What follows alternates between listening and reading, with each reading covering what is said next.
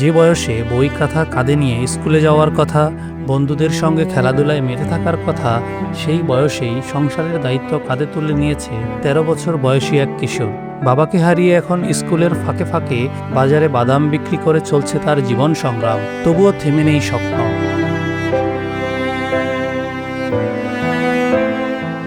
বলছি মাদারীপুরের কালকিনি পৌরসভার ৯ নম্বর ওয়ার্ডের মিনাজদি গ্রামের বাসিন্দা রবিউল শেখের কথা। সে বর্তমানে কালকিনি সৈয়দ আবুল হোসেন একাডেমির ৮ম শ্রেণীর শিক্ষার্থী। ২০২৪ সালে ক্যান্সারে আক্রান্ত হয়ে মারা যান রবিউলের বাবা মকবুল শেখ। পরিবারের একমাত্র উপার্জনক্ষম ব্যক্তিকে হারানোর পাশাপাশি চিকিৎসার ব্যয় মেটাতে বিক্রি হয়ে যায় প্রায় সব জমিজমা ও সঞ্চয়। এখন তাদের সম্বল বলতে রয়েছে শুধু বসতভিটা।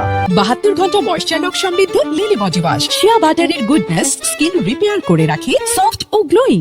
অসুস্থ মা তাসলিমা বেগম কোনো কাজ করতে পারেন না, তাই সংসারের খরচ চালানোর পাশাপাশি নিজের পড়াশোনার ব্যয় মেটাতে বাদাম বিক্রি হয়ে উঠেছে রবিউলের একমাত্র ভরসা।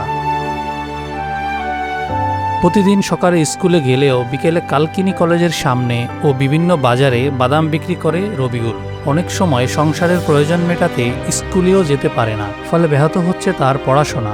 তবুও তার স্বপ্ন একদিন উচ্চশিক্ষা গ্রহণ করে প্রতিষ্ঠিত হওয়া এবং মায়ের মুখে হাসি ফোটানো।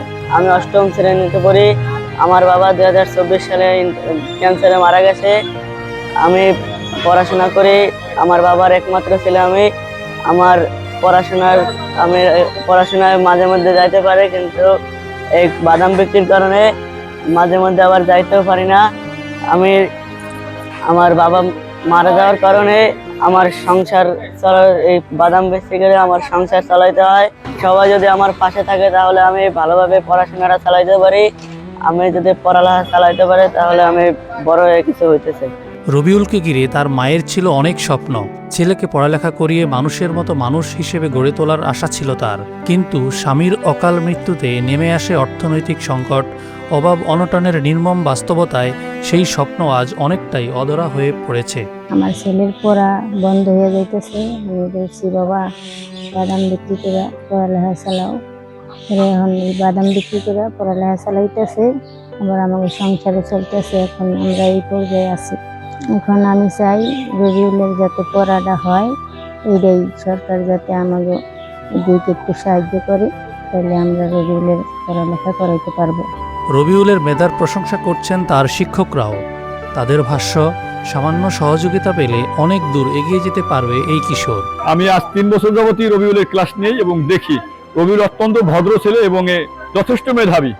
কিন্তু দুঃখের বিষয় যে ২০২৪-এ ওর বাবা ক্যান্সারে মারা যাওয়ার পর থেকে ওদের আর্থিক অবস্থাটা খুবই সমস্যাগ্রস্ত হয় এবং যা ছিল ভিটেমাটি বিক্রি করে চিকিৎসা করে, কিন্তু এখন ওর পড়াশোনা খুব ঢিমে তালা চলতেছে। রবিউলের পাশে দাঁড়ানোর আশ্বাস দিয়েছে উপজেলা প্রশাসন। আবেদন করলে প্রয়োজনীয় সহায়তা দেওয়া হবে বলে জানিয়েছেন উপজেলা নির্বাহী কর্মকর্তা। তার পড়াশোনা চালিয়ে নেয়ার জন্য তার যেসব খরচ প্রয়োজন, যতটুকু আমাদের উপজেলার পক্ষ থেকে সম্ভব সেটা আমরা বহন করার চেষ্টা করব। পাশাপাশি তার মা যদি কর্মক্ষম থেকে থাকেন, তার মাকে যেভাবে সরকারি সহায়তা প্রদান করা যায় যেন পরিবারটি স্বাবলম্বী হয় এবং তার সন্তান পড়ালেখা করতে পারেন, আমরা সেই ব্যবস্থা গ্রহণ করব। যে বয়সে রবিউলের স্বপ্ন দেখার কথা, সেই বয়সেই তাকে লড়তে হচ্ছে দারিদ্র্যের সঙ্গে। সমাজের একটু সহানুভূতি আর রাষ্ট্রের কার্যকর সহায়তা পেলে হয়তো বাদামের ঝুলি নামিয়ে আবার পুরোপুরি বই খাতায় ফিরতে পারবে এই মেধাবী কিশোর।